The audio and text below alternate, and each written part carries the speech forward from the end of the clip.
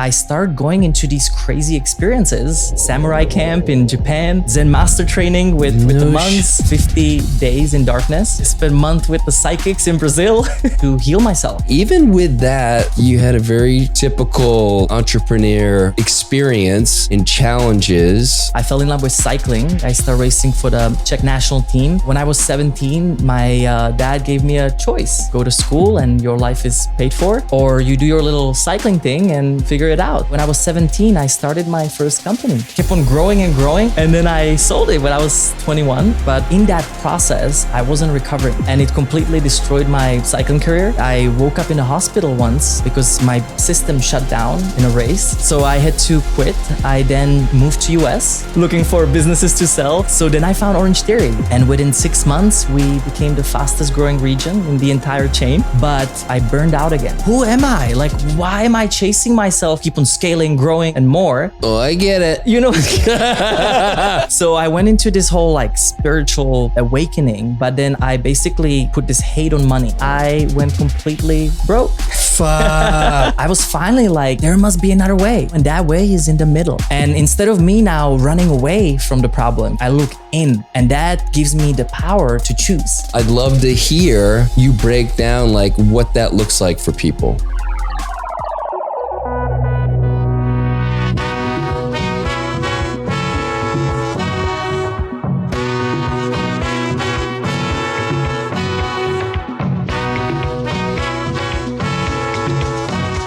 We got connected through Instagram, and I remember I was trying to look back if we had any direct messages, and I feel like we did, because for some reason during COVID, like I got connected with you and I just loved the work you were doing. And then I just kind of lost touch with that thread. And I didn't know that your name was Pavel. I thought it was Noah.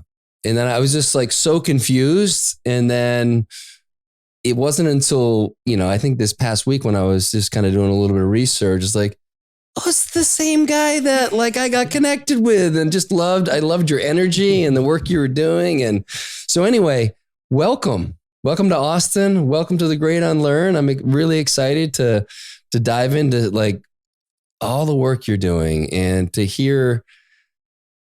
I'm especially interested to hear your origin story, because I know a bit of it, but for the audience, just to gain an understanding of your early influences. And I believe that your mom was a big influence and introduced you to things that maybe a lot of boys weren't introduced to or aren't introduced to. And then even with that, like you had a very typical entrepreneur experience in challenges and just your navigation of that and the lessons that you've learned and I'm sure are still learning. But I mean, to think that you own Orange Theory franchises is just so funny to me. I was like, this motherfucker, he's just like the rest of us. So anyway, that's my way of saying welcome to the show. It's great to see you. So happy and grateful to spend this time with you. And thank you for what you're doing for the world, because I think we don't realize sometimes the amount of education and these portals for inspiration can create major shifts. And without people like you, there's so many people out there lost, not sure, where am I going next? How do I get through this transformation on whatever side and effect that we're going through? And I think it's so crucial. Yeah, thank you. I really appreciate that. And I'm inspired to do this work largely I'd say to be a bridge for people that came from that world of owning Orange Theory franchises, or the guy who's the lawyer and someone who's in a typical kind of profession and they're not surrounded by the people that we're surrounded by. And because there was a time 6-7 years ago, I wasn't surrounded by these people. And I was fortunate enough to get dropped into a particular group, and I took to it like a fish to water. And so I feel like this podcast and bringing on people like yourself to share your story. And that's why I love your story, is that it's very resonant for so many people listening. Where you are today, it feels like a huge leap for them. Like, I'll never be able to. It's like, you don't have to. And there's so many lessons that you've learned along the way that so many of us are working through. And so I'm really, thanks for acknowledging that. And you're a perfect example of why I'm doing the show, and to share, God, I can't wait to get into the darkness retreats. And the first I listened to you on Luke Story's podcast, and is it the breatharians? Holy shit. I never knew there was such a thing. And so I'm excited to get into that too. It's funny, the amount of concepts that are out there. Like, what I found in my personal journey is, like, the minute that you think that you've mastered something, there's a whole next sequence of things that come to your space that are pushing your buttons, right? And that are pushing your levels of comprehension and also your belief system.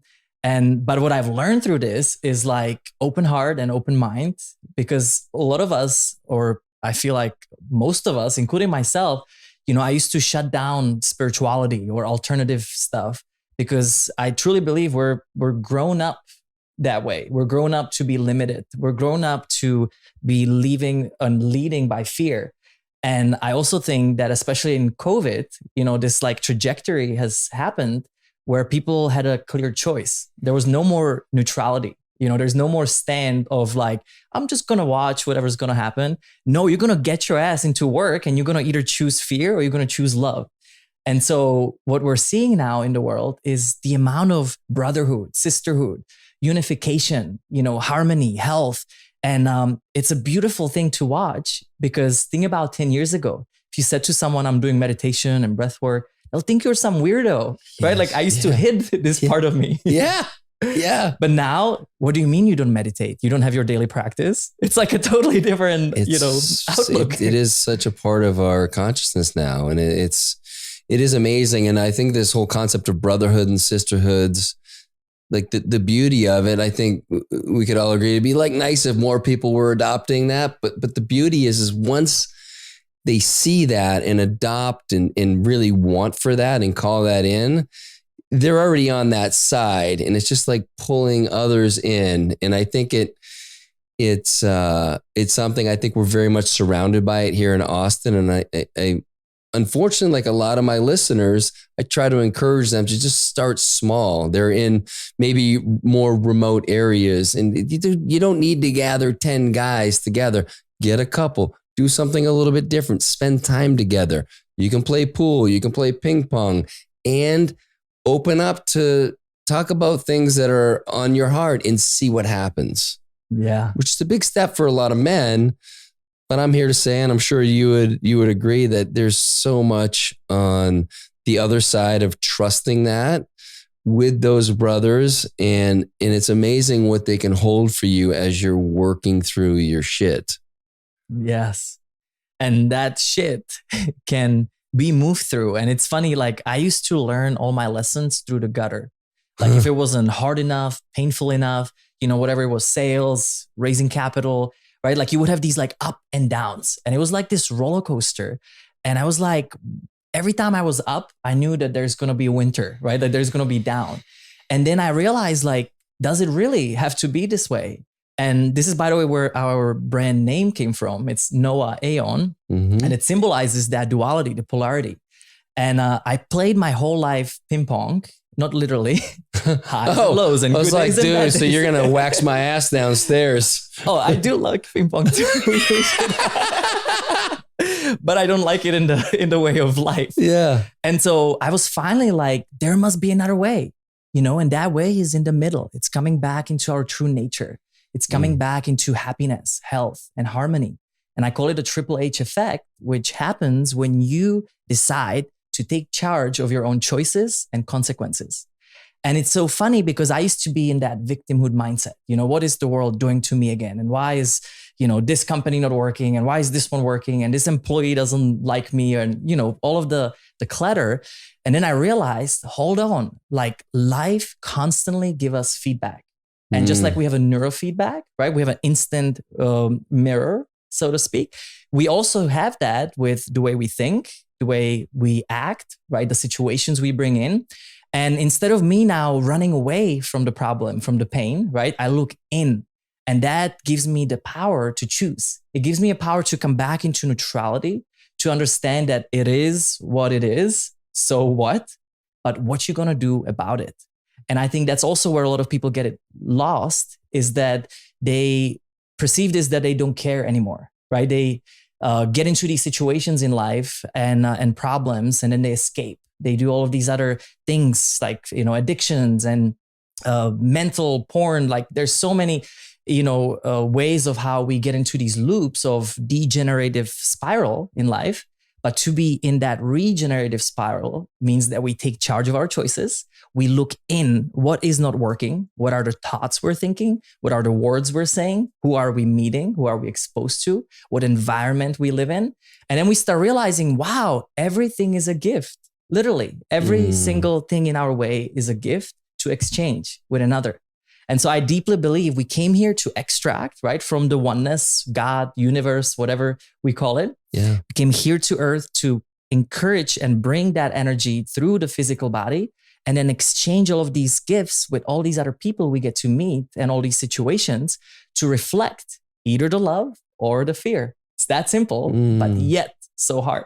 So I'd love to just, for people listening, like land like a real example of something that you faced either recently or sometime in your life that on the surface did not feel like a gift and felt like a real challenge and maybe dropped into victim mentality. And then what that process looks like I think part of it's something I was talking about last night with the group of guys I had over, this idea of acceptance. And I think that when I get out of alignment, there's a real resistance to acceptance of what is happening. It's that classic Ram Dass, without acceptance, it's just, we're left suffering, and it's suffering is our own doing because we're not accepting that this is actually what's happening. Your tile in your pool broke. It shouldn't have broke. Well, it's broken. So what are you going to do about it? I'd love to hear you break down like what that looks like for people. Absolutely. So every moment we have a choice, right? We either react or we proact. Now, what I mean by reaction is very simple. Let's say that you wake up in the morning, you look at your phone, and there is an email, I don't know, that you're underfunded, right? Something that's detrimental to your existence in that current time. Now, what most people do, we tense up, we lose the sight of our breath, and we go into a fight or flight. Now, we are in a chronic way of living this way as a society, and it's not coming from tigers, right? It's coming from Instagram, it's coming from emails, it's coming from conversations, or even something as simple as somebody crosses in front of you, in front of a red light, right? And you either react or you proact, or you go into a place of neutrality. Now, the key that I've learned through this, it all goes back to your breath. Breath is the guide. It's something that we're born with and that we die with. But what happens between the first breath and the last breath is literally what determines the quality, the awareness of every situation. So what I like to say is always, before you do anything, come back to your breath. I teach this thing called instant presence, and it's really simple. It's actually changed my life. And you can do it right now, whatever you're sitting or watching. Let's do it. And essentially, it's 3-part system. Part 1, breathing. So just go into a nice rhythmical inhale, about 6 seconds through your nose, and exhale about 6 seconds out your nose. And nasal breathing is a key to longevity. There's so much research that if you just extend your breath, you are increasing your heart rate variability, you're lowering down your stress, and you can bring more coherence into situation, aka you bring the power back into whatever is happening. The second part is I always like to ask myself, where am I? Anytime I'm all over the place, right? From computers, phones, and out and about, I ask myself, where am I? Because if you're in the past, if you're in the future, if you are on your phones or computer, you're constantly extending your consciousness somewhere outside of yourself. And then guess what happens? Life lives you instead of you living the life. And so the second tool is body awareness. Now, most people, they're either in their head or they're somewhere outside. And so through the breath, you then bring all of the energy back into the awareness of your body. Now you want to relax as much as possible because that's where the tension is. That's where we're holding in on, right? Especially if we have that negative email, we're just like, and then ready to type something negative back, right? That's the reaction. Or we relax, we let it go. And I like to imagine these champagne-like bubbles bubbling up around my whole body. And essentially you inhale for 6 through the bubbles and you exhale out for 6 again through the bubbles. And that kind of gives you that awareness that you're not just here, you're your full body in a relaxed state. So I call that body awareness. And it's the second part of instant presence. The third part is, can you pay attention to the stillness and silence beneath the noise, beneath the sound? So I always say you could be in the middle of music festival. It's actually my favorite place to practice this because it's so abrupt, right? It's such a difference from what we would call peace. But peace is within you, not outside you. And essentially, when you are aware of your breath, body awareness, and you listen to the stillness and silence beneath the noise, beneath the sound, it brings your awareness right here, right into this moment. So for me, step one is to be living in neutrality and that proactive choices. You got to calm down. We are chronically living in that overly thinking beta brainwaves. And that's what causes anxiety. That's what causes the racy thoughts, the monkey brain that's unleashed, so to speak.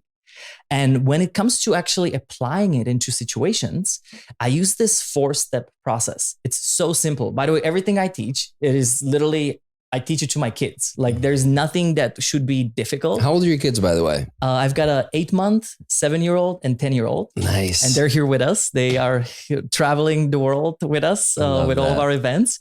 And they're fully ingrained into, the life that we're living. And so the first step is you wake up.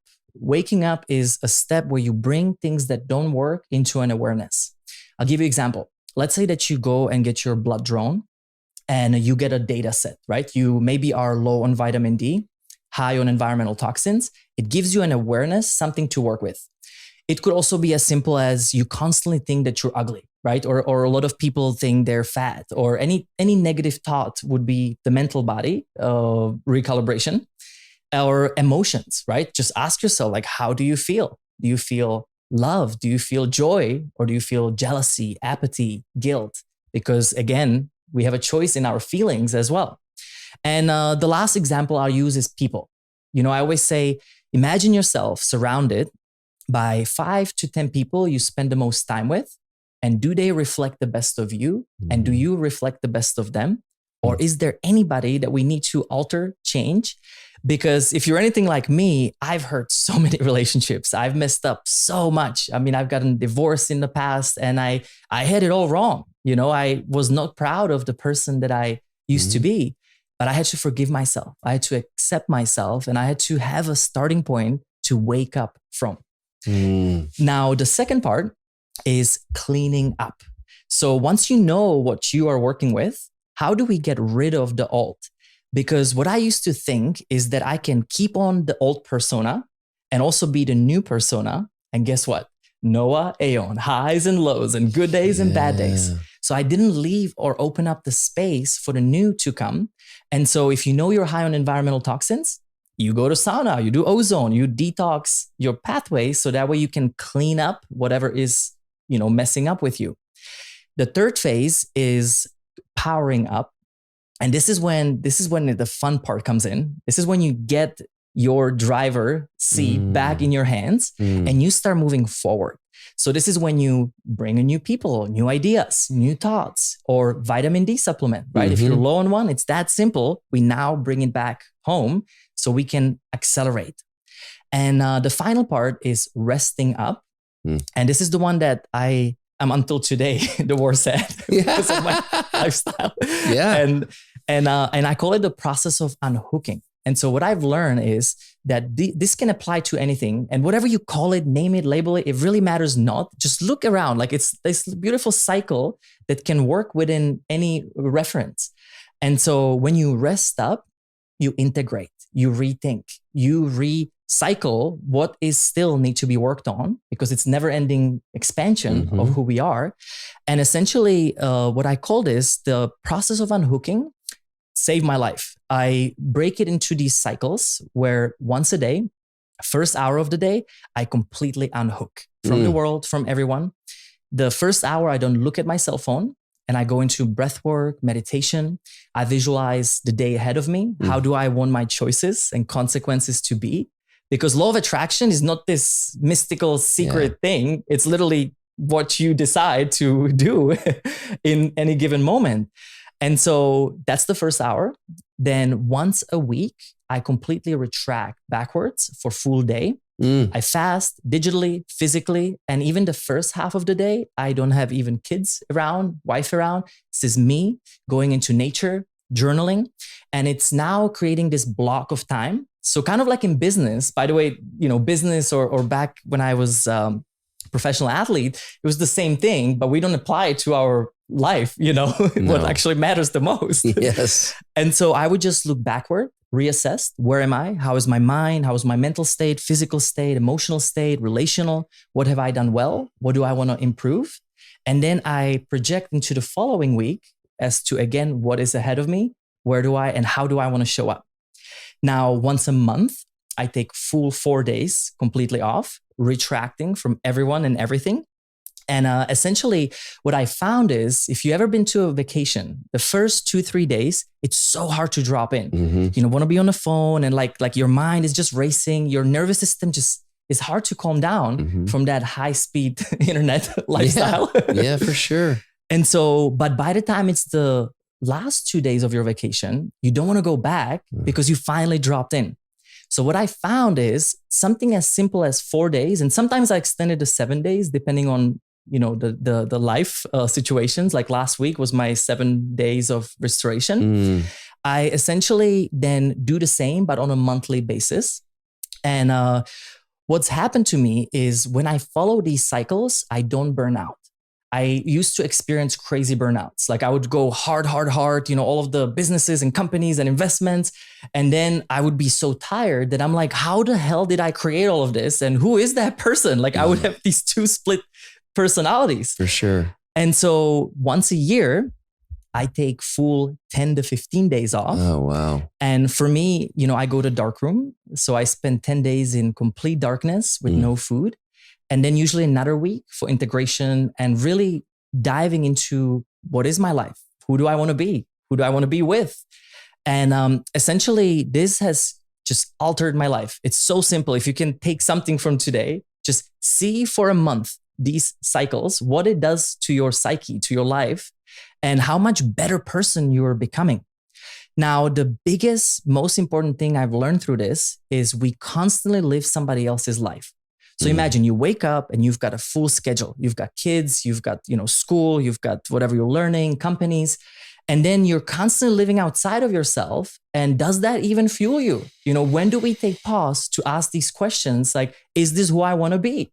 Right? And so this allows you to make minor adjustments over the period of time. So that way it's not so extreme.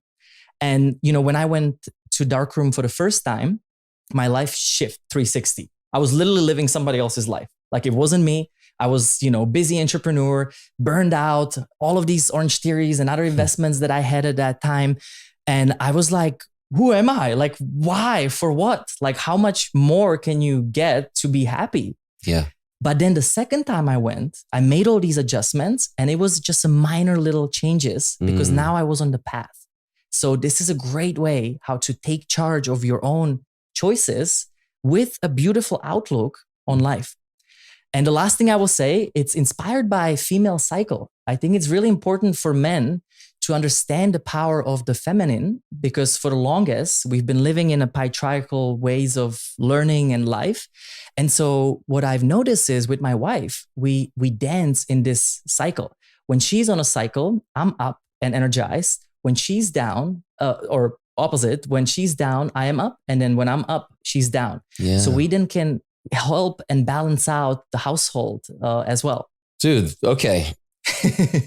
Sorry, it was a long journey. It was beautiful. And I love it. And there's a simplicity to it where, I mean, you shared a beautiful container, and there is that simplicity to it. And I think people listening, maybe they don't have the hour that you've allotted, right? And maybe you didn't start off with an hour, but if they could, start with 15 minutes, maybe 30 minutes every morning. And so it may require people to wake up a little bit earlier. And that means maybe go to bed a little bit earlier. And so those are just great practices in general. I love the concept of like the first step is wake up, because that's what we do every day. And then the rest, not only is it at the end of the day, but I think so many of us don't rest during the day.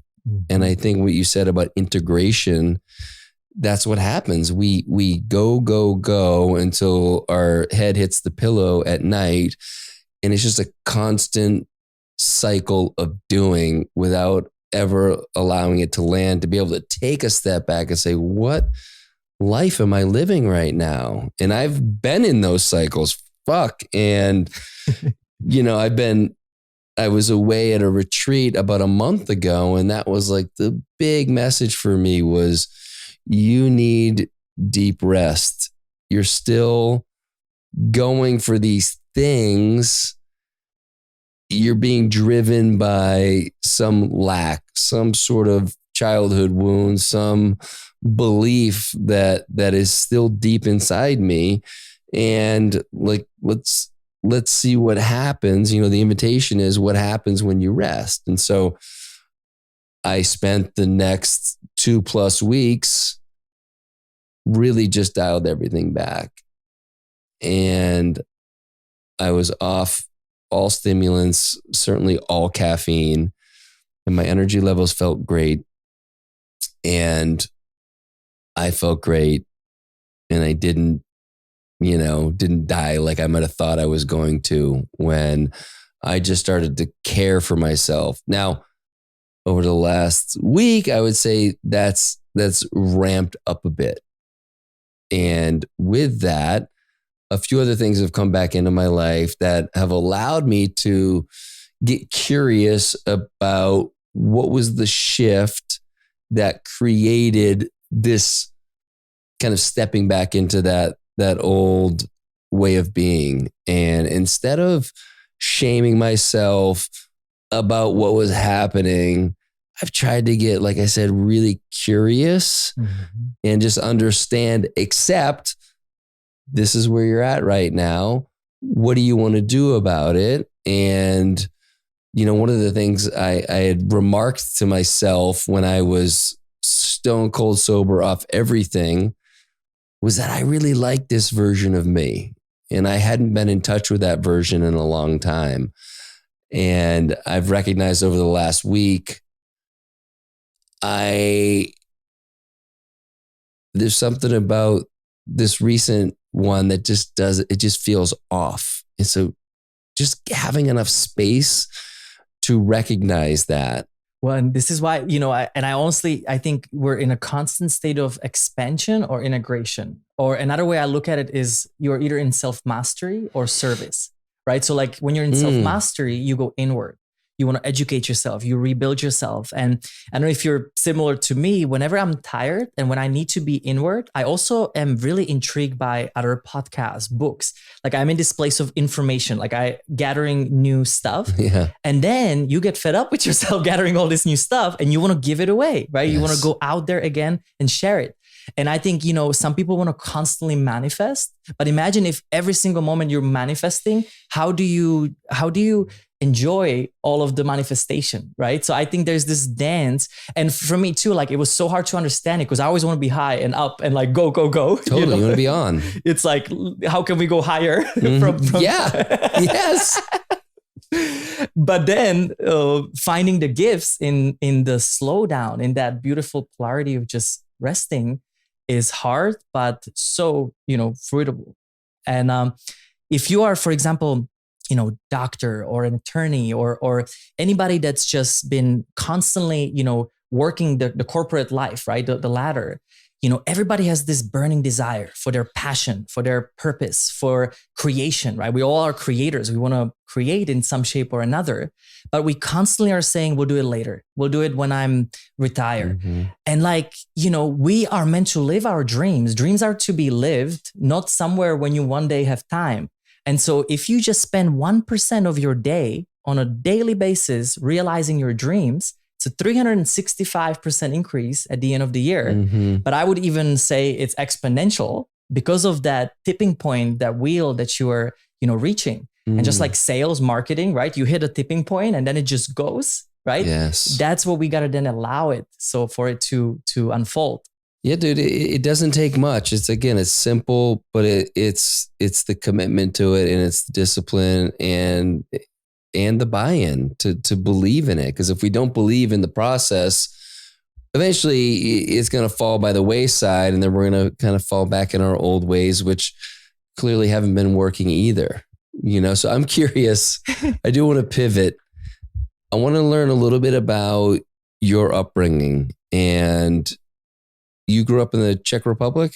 Yep. Yeah. So, how long were you there? When did you move to the States? And so I was there until about age of 15. mm-hmm. And so born and raised. I then went as a foreign exchange student to Florida. And I was chosen by a host family to learn how to speak English. So that was my leeway. Fun fact, I ended up getting chosen in this small town called Brooksville, Florida, which is literally like with cattle on a farm. Oh, no way. And I'm like, what the fuck? Like, I come from Czech Republic to see America. This is America. Yeah. Now I would appreciate it. Sure. Right. My young self would be like, oh, okay, I guess it could have, stayed home. Yeah. But anyways, the only place in Florida that had cattle. Literally, it's like, it doesn't get any more, farmland. Yes. And you wouldn't think that about Florida. No, hell no. I didn't even know they had that there. Yeah, it's like Texas. Yes. No, so that was my, kind of a first sight of US and learning how to speak English. I some interesting facts is, so my mom was really kind of that spiritual guide for me. And from young age, she took me to yoga classes. And I remember I was like 12 years old and 30 women and one guy or boy at the time. And again, now I would appreciate it. Little did you know. Back then, I was shy. Like, what is this, mom? But I was intrigued by self-education and learning. So for me, I was always, I always say, if there's a superpower that I have, it's questioning everything. And these deep questions has really triggered me to learn about life, about the mysticism, energy. And she worked with shaman from a young age, with this Siberian shaman in Czech, which if you know much, it was a post-communist era, 90-something% atheist. Like, this is as far out. No way. Yeah, because communism, you could not have religion. It was completely wiped out. Oh, that's a fact that I hadn't considered. Okay. Yeah. Wow. So people were like really either believers or disbelievers, right? Of anything weird, quote unquote. And so we got to be raised with a shaman and learning about energy, about spirit, about earth, about all of these things that later on, actually, I really loved sports in general from a young age. And I fell in love with cycling when I was about 13 years old. Road cycling. And essentially, I just started riding a lot and starting races. And then I started using all of these techniques from the shaman, how to win races. And so like, it's so funny, like, I would visualize like the last 2 miles of the race. And I would also see myself in this like bubble of color to protect myself from crashes. And like all of these tools that you would think are crazy, right? Like back then. And and so I then started really racing in US. I came back. I started racing for the Czech national team. And when I was 17, my dad gave me a choice. You either go to school and your life is paid for, or you do your little cycling thing and you're going to have to figure it out. And so, even though you were on the national team, he was just not feeling it. Damn. You know, I love my dad to death, but I don't think he's ever been brought in sport and like understood how much it can affect your mentally, right? Like it builds a character in a lot of ways, especially I think endurance or any really sport with persistency, right? Like having to train, but it also builds addiction to it, right? So that's the other spectrum that it is not really in balance, going backwards. But essentially, when I was 17, I started my first company. And I found a lack on the market. There were no cheap carbon bikes from my other friends. And essentially, this is when Alibaba was getting started. Yeah. This is before people believed in that being, you know, the possibility. Yeah. So I would take a picture from Alibaba, would post it on eBay. I would sell it on eBay and I would ship it directly from China. No shit. $0 down. No shit. Brilliant. So that was my first business. Carbon bike frames, carbon anything really. I later on, instead of me recovering, which again was the side effect of this, I would be going to all of these cities and I would start talking to all the bike stores that they need their own custom bike frame. Yeah. And I had access to the same stuff like Specialized, Trek, right? Any of the offshoots that are out there, it's just a template that you can, you know, put whatever logo you want on it. Oh yeah. So my whole niche was customizing it for these bike stores. And then instead of a $5,000 frame, you get the same frame for half. And so that was the whole way how I was selling it. Wow. And then later on, it kept on growing and growing. I moved it from online business to business to you know, the actual cycling teams that ended up needing it. Holy shit. And then I sold it when I was 21. And so that was my like first exposure. But in that process, I wasn't recovering. And so just like, you know, you do 7-hour bike rides and 20,000 miles a year on a bike, I was on a call with Taiwan, with Shenzhen, with the Chinese manufacturers. And essentially I got caught up with a chronic fatigue, Epstein-Barr, strep. I was literally sick every 2 weeks and it completely destroyed my, you know, cycling career. And I woke up in a hospital once because my system shut down in a race. And I knew this is over. And it was so hard because I had dreams, right? Olympics and Tour de France and all of the other huge races. And I had to shave off this identity. Now it's funny too, when I look at sports now, as much as it's fun, to me, it's a modern gladiatorship. Because when you make it to that level, it's all about sponsors being seen on TV. It's all about, you know, very different approach than when you loved it for the sake of cycling. Yeah. And that goes for any sports. And so I think we have to be really careful how much we idealize all these people and places because it's a huge, you know, gladiator ring basically. Yeah. And more you crash, more you hurt, bigger the audience, right? Yes. What happened back in Rome? Like people die, like literally that's, you know, so that was a hard truth I had to digest. And so when were you well equipped to deal with that? Did you have like, were you 21 when this happened? I was about 18 the first time that this, you know, came in. And I remember I was in El Paso training at the high altitude and I had a suicidal thoughts. I had such a deep depression because of my chemistry was so bad. And I didn't know nothing about biohacking just yet. Hell no. You know? And I wish I knew it, but at the same time I don't because I would be probably still doing it. Yeah. But it's actually funny to now like see all of the things you can do, right? To boost your recovery and boost your sleep and everything that's so crucial in endurance sports.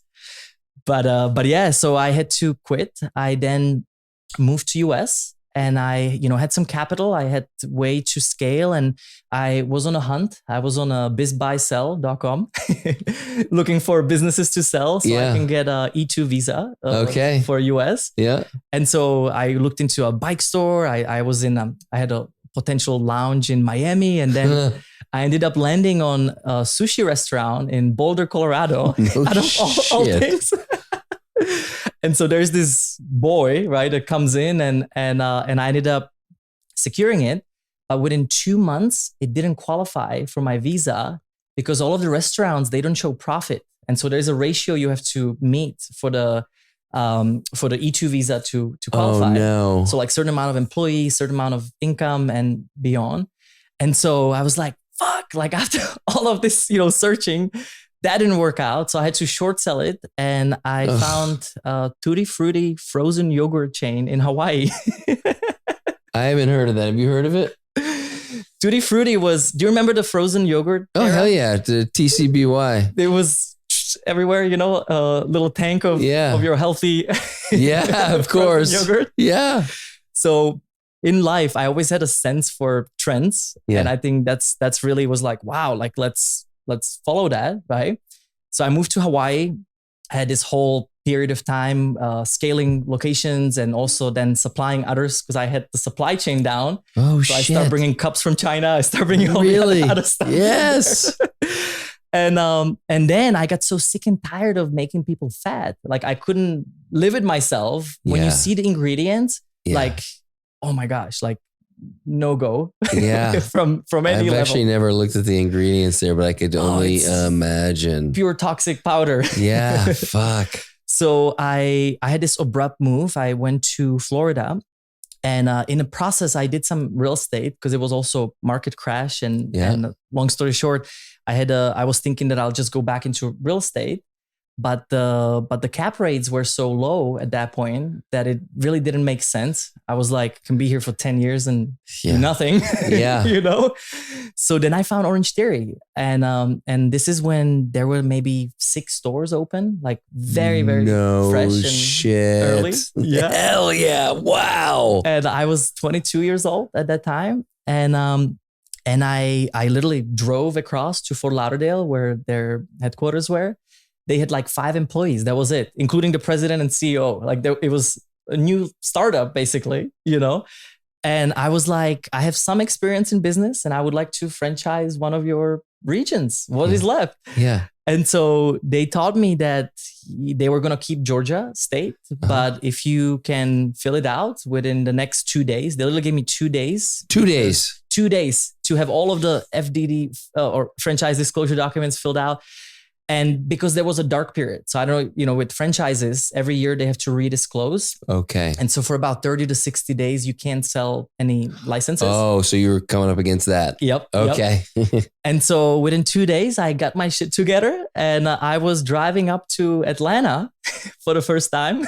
No shit. And essentially, the rest is history. I within 6 months, I put everything in. I mean, from pre-sale, I was literally jumping as a sign spinner when we didn't have sales and we were just like doing it all, whatever we could. Because I put everything I had left in there. So if it failed, I would have been broke. Fuck. And so, and I had no idea, right? Like accounting and legal and, but franchising is amazing for that because it gives you that. They give you pathway. The whole template. Okay. And that was literally a template for me how to do business. Okay. And so I followed it to a T and then I started improving it. And within 6 months, we became the fastest growing region in the entire chain. No shit. And I bought it with 25 licenses. We ended up selling 55 in the whole state of Georgia. And later on, I teamed up with the president and CEO, and we went into New York, South Beach, Bay Area, Nevada, Oregon, and Hawaii. So I ended up building it into this this whole little business thing and. Little business thing. Well, and and people ask me like 7 hours on the bike is suffering or 15-hour work days, like easy, compared to that. Yes. So I put my endurance into business and the peak, I had almost 100 units under my belt. Oh my God. And I later on start selling it to private equities. And, you did. It was this beautiful, exit. But here's the catch. Mm-hmm. I burned out again and I had the same depression, the same Epstein-Barr. Like it was literally this cycle I did not learn from my cycling days. And so the one thing I did well, I committed myself that every 3 months, I'm going to do something ridiculous, something out of my comfort zone in a search of hushing down that inner voice that was saying, there's more to life. This is not it. And essentially, I started going into these crazy experiences and it led me to samurai camp in Japan. I did Zen master training with the monks. No shit. I spent a month with the psychics in Brazil. Whoa. I did a total 50 days in darkness. So 5 times 10 days. And essentially I, would do all of this work and then jump out on a plane and go somewhere else to heal myself and to fix this inner voice. And then I start getting all these tools, right? You start learning and you start like building this beautiful library for yourself. And then the voice got loud again. And it wasn't loud until the first dark room. I remember until today, it was day 7. How long ago? What year was this? This is about 8 years ago, Okay. 7, 8 years ago. Mhm. And I walked in there, here's my cell phone, and I want peace, right? That was my intention. Yeah. And not knowing that, or somewhat knowing that I'm going in there into initiation of becoming a breatharian or source nourished, person. Yeah. And this darkroom is very different. It's led by Jas Muhin, who is she's been my mentor. Like there's nobody that I can really credit more than this magical woman. I became ambassador of peace under her program. I learned all these lifestyles and how to tap into your source as an energy.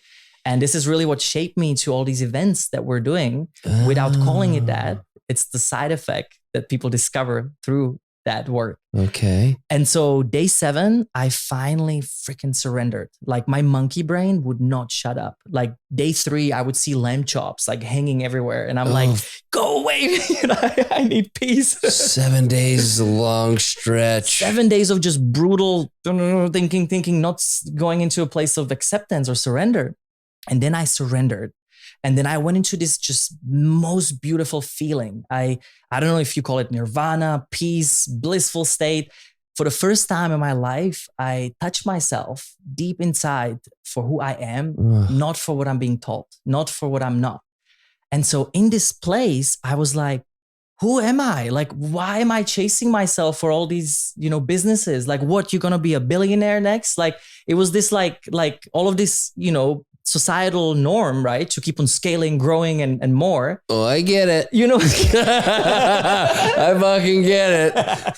And again, there's nothing wrong with it, right? Like now I found this balance in it. But at that time, it was an obsession. It was obsession for power. It was obsession for money. It was obsession to just scale and grow. And it got out of hands. And so in that moment, I rediscovered my why. I rediscovered my passion, which has always been music. I always loved dancing. I loved music festivals. I loved all of this, but I never followed it properly. And so when I got out, I learned how to produce music and how to DJ in solfeggio frequency. So I also added that whole element to it. Wow. Now, what I also discovered was my purpose, which was how do I give these tools out to the world? And so that's when I start speaking, doing workshops, retreats, and really shaping it into what we call today system reset experiences.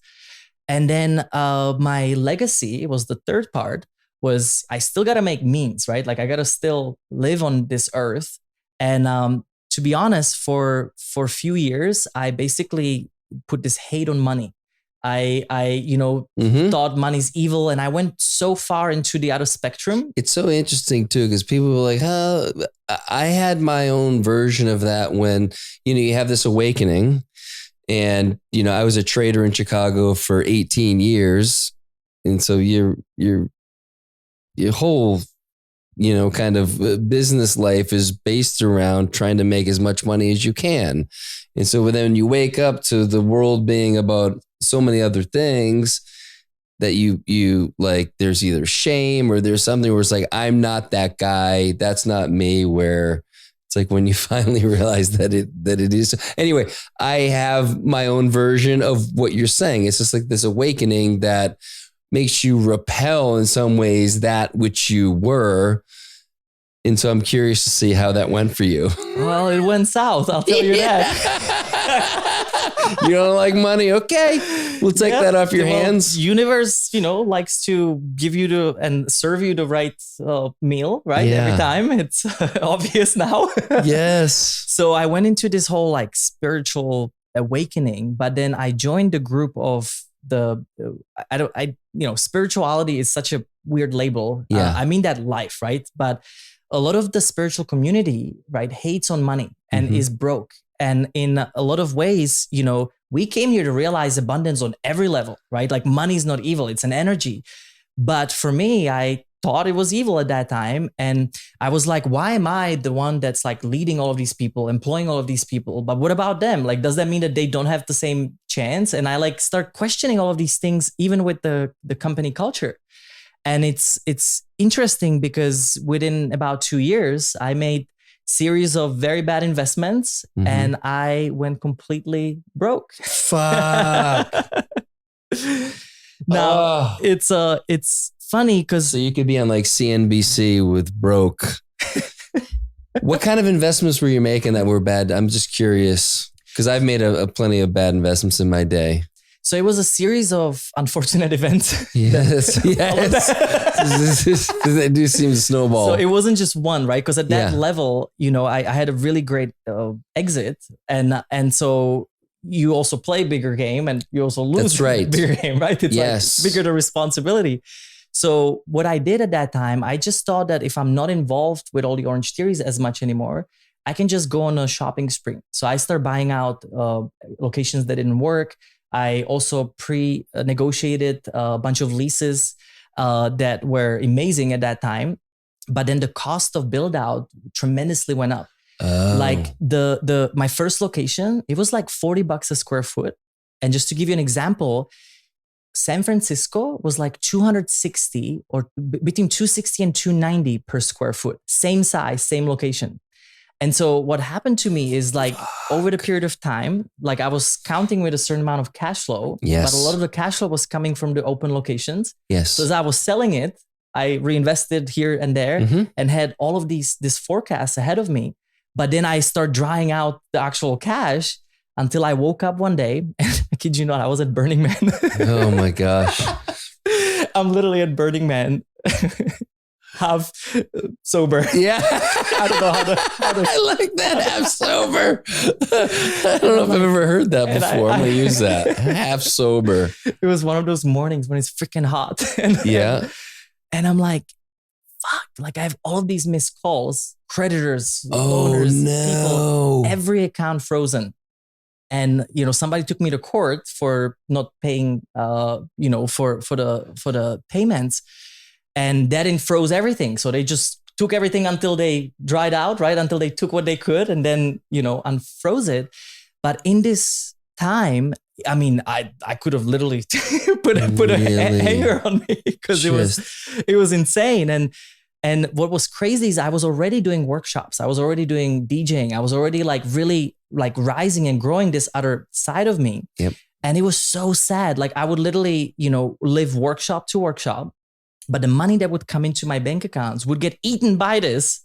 So I literally started living on Venmo and PayPal anywhere that they, couldn't reach. Oh, because there were days I didn't have food for kids. It was very scary and hard, part of my life. But I truly believe until today, if that didn't happen, I would not integrate. I would not become vulnerable. I would not become humble because I had to humble my ass too. Because with money, you think you can do anything. For sure. It's this beautiful, money can buy you fun, yes, right? Not necessarily happiness. And essentially I had to figure it out. And so I truly think, my breath is what saved me, all these tools. And really having the vision above the cloud. I always say this, like looking at the blue sky, at your dreams to keep on really facing yourself. And it was so bad that I literally had to go back to Hawaii because that's where the last few locations I had left out of the portfolio that was basically wiped out. And I had to go back to operations. So like after 3 years of touring and DJing and doing all these fun things, I was like, fuck, like I'm going back, to the basics. Yeah. And, it was about 3 months before COVID. And so I go back in there, we start growing it. It start, clicking and like saving whatever the savings I had, and freaking COVID hits. Oh man. So, and I also at that time, I still had a venue, this incredible venue called August Hall in San Francisco, which was also amazing, cash cow because it was heart of San Fran. One thing after, shut down for 3 years. Like everything that I had left was all group stuff in the wrong locations, like California, where they really fucked you during COVID. And so I was faced with, and at the same time, so we had this whole project. Basically, I moved to Houston to create the world's first ever biohacking hotel. So I had this whole, project that we had with a group of entrepreneurs together. And so everything failed. Everything, fell off. And we also had a testing business for, hormonal and sleep and beyond. And so month in COVID, we were like, we're either going to go bankrupt or we're going to use this opportunity to do something. And so what I thought at that time was, how do we bring events back? Because I also had to cancel like 40 events in the first quarter, right? The only thing that I had left. Yeah. And essentially we start doing COVID testing. You did. I start converting Orange Theories into a test at first. No shit. Then we created a drive-through COVID testing clinic. No. Then we start scaling it even further. No. And within 6 months, we were testing Home Depot, IHG hotels. No Sony. Shit. Let's go. This crazy dichotomy, and I don't believe in any of this for the record. Yeah. It was just like, here you go. Wanna come back? There's your opportunity. Yeah, we'll take advantage of this. And so to give you this extreme rundown of a story, we literally traveled more than ever. I was on the planes with 4 people, in there during COVID. We were just going from city to city. We were testing all these billionaire parties, and we were kind of like the concierge high-end service. Yeah. And I used franchising to basically duplicate these modules. Oh yeah. And it wasn't a franchise, but we scaled through licensing it out to other owners and people that were, also wanting to have their events back. And I mean, it got crazy. We ended up testing the party at Super Bowl. Like we had some crazy freaking wow. And we ran it all the way up until the end, where we were basically the soul. We had 90% of all Japanese tourism that came through Hawaii were coming through our clinic. And so just to tell you how ridiculous this was, we had 99% Japanese staff, had to learn how to operate in a different world. And that was like our last location because it was still travel requirements. And so we wrote it, and that's how I survived. Holy shit. You just never know. And I'm not proud of this. It's really like, it's so tough because I know what it did. But like we came from like really pure intention. We wanted our events back, and we were like, how do we get around the governments? And then, then the staff needed it. And then, dropship was there, and all of the things that I've ever learned, we like put into this business. Yes. That's amazing. I mean, what a tale to be able to survive that it was like one thing after another just came, to halt progress, and it was pivot here, pivot there. So you definitely have some resourcefulness to you for sure. A lot of surrender. Yeah. And so today, by the way, I know we've got a little bit more time. I definitely want to talk a little bit more about the darkness retreats. I want a quick snippet on living with the psychics for a month. Holy shit. But I want to know more about why you're in town today to talk about this workshop you're doing down at Kuya. Yeah. So after all of this drama and roller coaster ride, I finally settled into who I am today. Mm-hmm. And so I also got divorced in that time. Like literally everything that could fell just fell in that like 2-3 year period. But then anything that was failing was the lesson, right? Like it was where I needed to look into. And so I took it very seriously, and I took it into what are my dreams? I started whiteboarding again, like what do I want from life? And so I now today live my passion, which is music. I curate these magical consciousness expansion sober parties with intention, with people using dance as an alchemy, with frequency sound. And we put up a show, by the way. We have instrumentalists, drummers, singers. It's like a full-on, experience when people come in. My purpose is so what we've really built, and we do about 100 of these per year all across the world. Damn. We call it the system reset experiences. And it comes from a computer. If you hold the computer button for 2 or more seconds, you reset back to baseline. And that's what we're doing with your mind, body, emotions, relationships, situations. In all of these tools that I've learned that have a scientific validation, I brought them into it. So it's very grounded. And essentially we make it fun too. So it's like a full, show. And that's what we're doing tonight in Austin here. And, we work a lot also with now CEOs and organizations, how to bring that purpose back into also cultures and companies. Because I truly believe I can speak that language because I understand the side from the business, but also the side of the spiritual. So that's been really fun for me to mingle that. And also with our team. I mean, we have the most magical culture you can imagine at Noah Aeon. And that's really what we live for, is this community and people we get to, affect. And so in System Reset, think about your mind as a software and body as the hardware. And when you want to download new software, or if you imagine an app, right, on your phone, there's a certain amount of apps that either work for you or they don't. If you are having way too much clutter of your app, it's just like life, right? All of these unresolved issues that are cluttering in there. Now, in order for you to change that, using that wake up, clean up, power up, rest up, you have to connect into the internet. So instead of internet, like computer, we connect to the internet.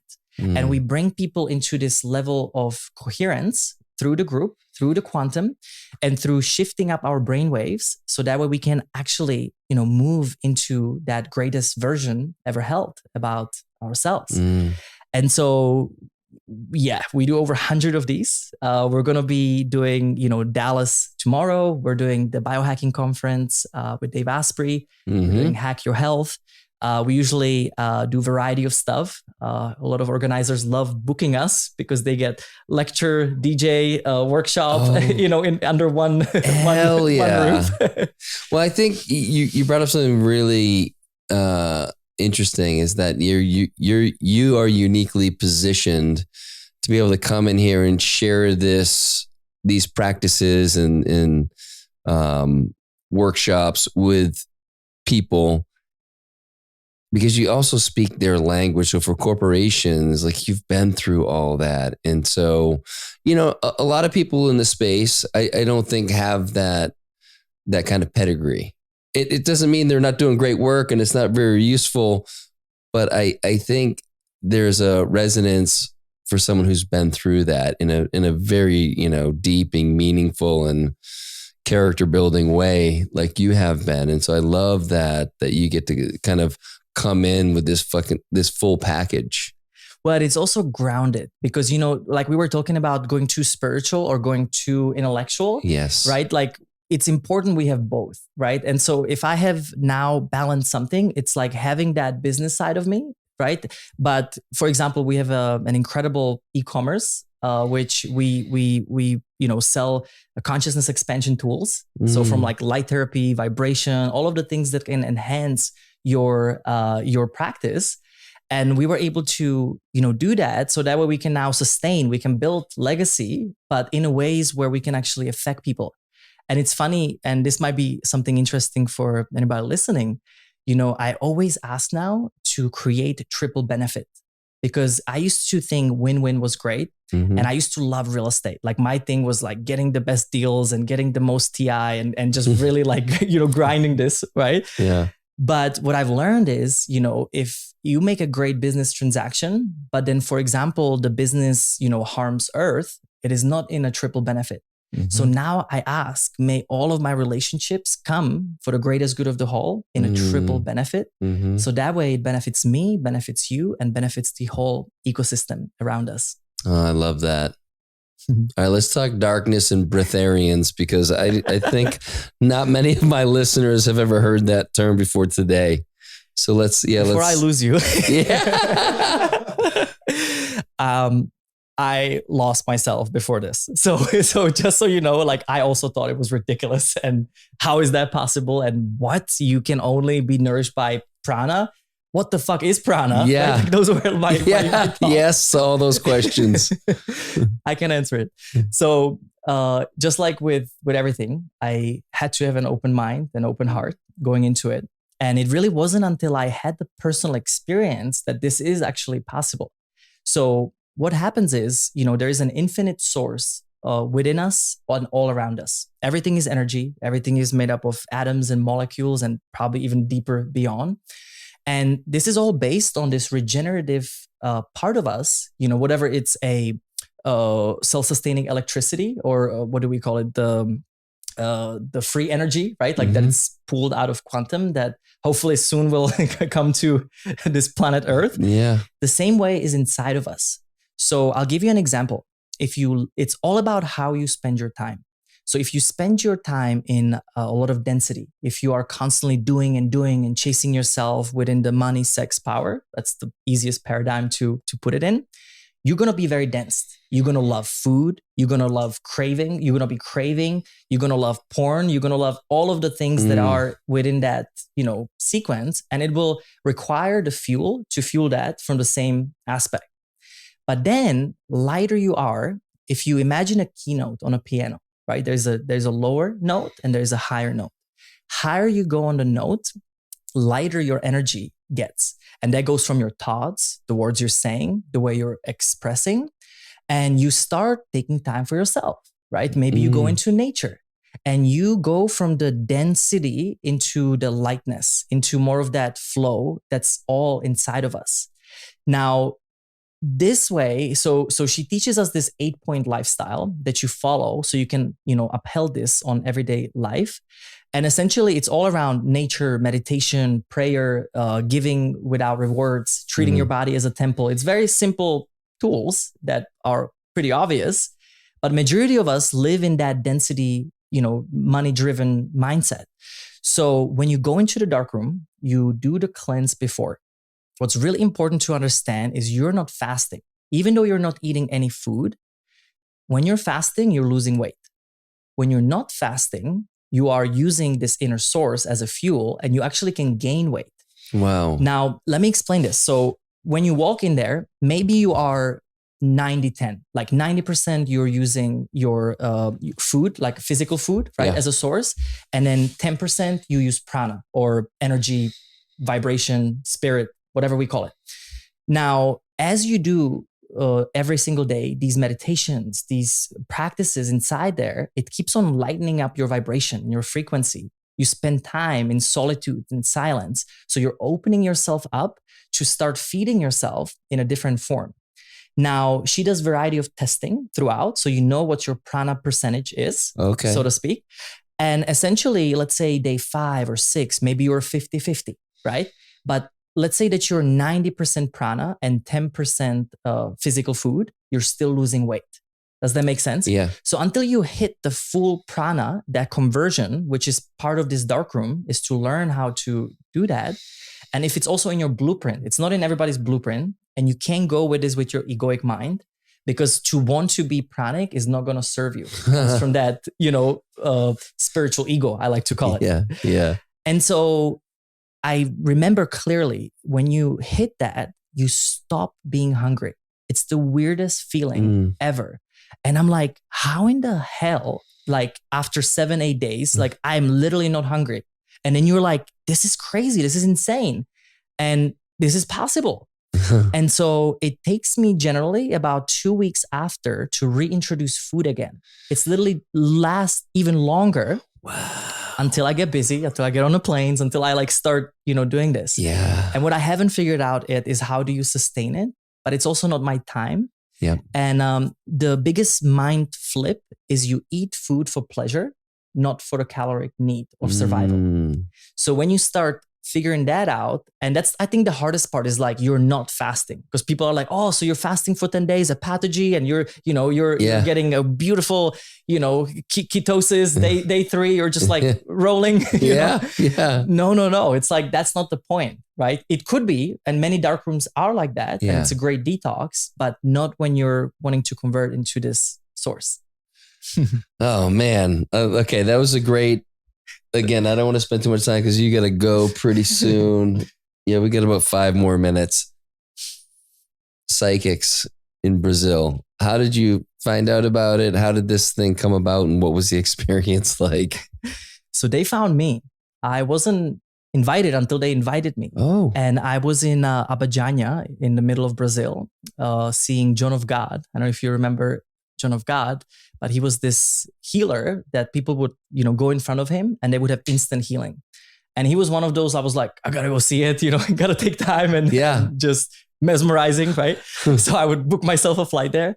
And then I meet this psychic in this restaurant and she's like, you gotta come with me. And I'm like, okay, what is it now? Sure, I'll come. Yeah. And so we drive maybe 2 hours like out of there. Damn. And this is a village where it's all mediums, psychics, empaths. Like it's literally where they bring you to this. And so she told me that I have gifts I need to unfold. Like, sure, give it to me. Where is it? Wow.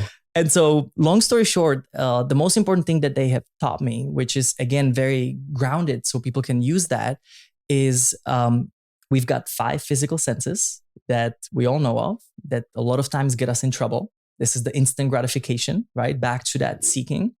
But then we've got 4 psychic senses or spiritual gifts that we communicate with that highest aspect of us that's already realized. So if you split yourself into 2 things, just for this point, we've got the egoic mind or monkey brain, whatever we call it, the survival mechanism. There's nothing wrong with it, but it's limited. Mm-hmm. It repeats the same thoughts 95% of the time, same clutter, and 80% of the time they're negative. There's a study on this, which was like, wow, but it's true, the self-talk that we have. And that is great if you make that mind work for you, right? So that way you build that software. So it gives you the thoughts you want to think of yourself and about another. But then there's this highest aspect of you, the realized self or spirit, soul. I like to call it original source vibration that gives us life when we're born and that will go back into oneness when we die. Mm-hmm. Now that communicates with us through these 4 senses. Sense number 1 is your inner hearing. These are the little whispers. These are whispers that maybe at night they're telling you, turn off the Netflix. You're done with the feel free. Yes, absolutely. Start working out. Quit drinking alcohol. It always has your back. This is how you discern it. And it always is there for your greatest good. But it's the subtle voice at first that might be always at the background. And I'll ask you, do you know what I'm talking about? Yeah. Like the little voice that is always there. Now, the way you build that and enhance that voice, you start acknowledging it and speaking to it as if it's your best friend. So you're like, thank you, honey. I heard that. What you gonna do about that? So that's the key, is that you first hear it, you acknowledge it, and you turn that damn Netflix off and maybe you read a book, right? Whatever it's telling you. And that sense always knows, right? What is that best part for you? Now, what happened for me again, open mind, open heart, right? I didn't know any of this. This was far concept for me going in there. Yeah. I was still Orange Theory entrepreneur, right? Just a reminder. Yeah. And then this voice started getting louder and louder. And what started happening to me in my life, it started integrating with the egoic mind. So now you use the mind for the action, that's the doing, but you use the voice for the guidance. And in everyday life, it's constantly there, talking to you. So that's the first one. Second one is your inner feeling, which you can connect into your solar plexus. And if you extend your hands in front of you, you can feel into someone, something, situation. Pranic healing, Reiki healing. It all comes from being empath, or another term is the empaths of the world. And this is when you feel weird about a business plan, right? Or you feel weird about a person. Like you don't know why, but there's something iffy in your body and you can't explain, right? So that is your psychic feeling warning you, because again, it has always your back. It's your best friend, right? It's to navigate your highest path at any given moment. And so same thing. Thank you. I felt that. What you gonna do about that? The third one is your inner seeing. And this is the visionaries of the world. It either comes in lucid dreaming or dream state. Some people are really clear with their dreams. They can interpret their dreams. I'm not one of them, but others can see, for example, a business idea, right? Like you've built many business plans. So I'll give that as an example. You have an idea of a new product, right? It's not here yet. So you have that vision in your head that you're going to create this business plan. This is the rollout. This is the goals. This is the follow through. And you bring it here, something that's in the future backwards. So this is also showing you how all of us are using it. All of us are having this. There's not one person that does not have these, but each and every one of us might have one or two more prominent than the other. So that's why some people are more of a feelers, others are seers or hearers, so to speak. Yeah. And so same thing. Thank you. I saw that. What you gonna do about that? The fourth one is your intuition or your inner knowing. And the best way to discern it is when you think, you don't know. When you know, you don't require to think. Yeah. Does that make sense? So it's that flip.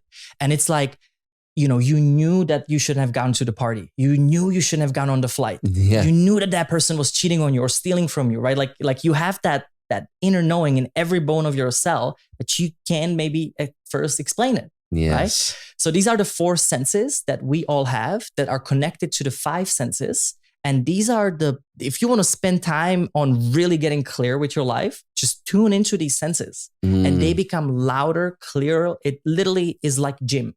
You know, when you work out your muscles, you obviously are not going to gain. Maybe you take steroids, but that's not the right way to do it.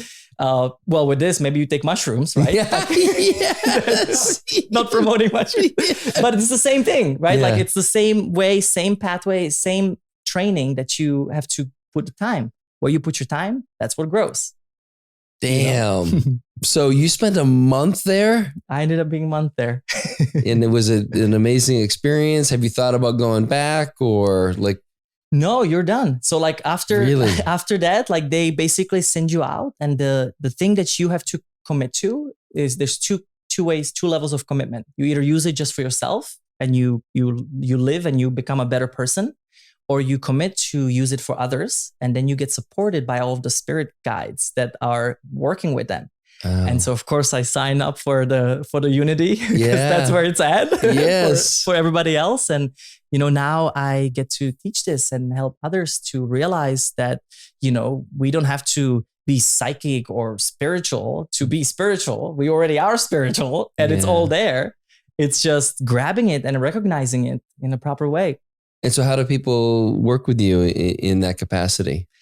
So we have 3 different buckets. We do digital courses and on-demand library. We can put in the show notes. We can give free access so people can try breathwork, meditation, sound healing. We even have an aesthetic dances that are guided from your home. Oh, great. So you can, for example, like face your fears while you're dancing and your butt off, which is how we like it, having fun. Yes. We've got in-person events. So that's all on our website. You know, we do conferences, retreats, workshops, immersive experiences.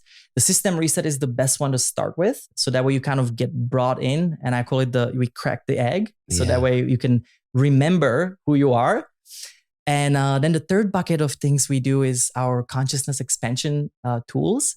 I would check out Visor. Visor is this incredible light therapy that we are bringing to the market in the US. And it helps with neuroplasticity. And it's about an 11-minute long exercise that brings you into a state of homeostasis, but in your brain. So it puts you through all of these brain waves in a short period of time so you can make neuroplastic changes. So that's kind of my favorite. I wake up with it every morning. And I pair it with breathwork. So we actually have to get you to try it. I guess so. Yeah. Hell yeah. Yes. We have to send you a gift basket. Yes. I'd love that. Yeah. And then we've got vibroacoustics. We're also big in EMF. I'm EMF sensitive and I never wanted to be in EMF, but I had to because when 5Gs were rolled out, I couldn't sleep. I had, again, depression and I had all these, horrific feelings and I was a healthy person at that time. And it wasn't until I was able to depolarize it, which is a new term. It renaturalizes harmful EMFs in your space. And we use something called key shield. Or Yeah, key I've tech. seen that. I've seen Luke talk about it, and I've seen it on Instagram. So key shield, QI for people. We'll have that in the show notes. And that works by taking, I know like the old school theory used to be the Faraday box to shield everything, but that just doesn't seem like you're not going to be living in a Faraday box, and you need the harmonization of the waves is really the only way it works, right? Well, yeah, because what's interesting is, so this actually is not harmonizing, it's actually depolarizing. And so that's why it's so unique. It's the only product on the market that does that, which is why we endorse it, because what it does, imagine all of the focus beams of EMF, satellites, right? Radio, phones, it's all around us. And what we say is we want to live with technology, right? Not against it, which goes with the Faraday cages. Yeah. And essentially, it takes all the harmful EMFs and it renaturalizes them back up to 90% to its natural form. So it creates a safe environment within your field, within that range. And we have people literally that are electrohypersensitive, which is a medical term that literally can live with phones or cannot do a call more than 2 minutes. And they literally can have a phone in their hands and like function. Wow. And so we've got almost 500 people that have commented from our product sale that has literally changed their life. So again, we look for just that, nothing less. Yes, I love that. Heck yeah. Well, I think we got to let you go. We're running up on that time cap. Dude, thanks for being here. I'm so glad that Dr. John Laurence connected us and that we were able to have this conversation, and we just scratch the surface, but yeah, I really enjoyed it. Yeah, thanks for being here, brother. Thank you so much. Hell yeah.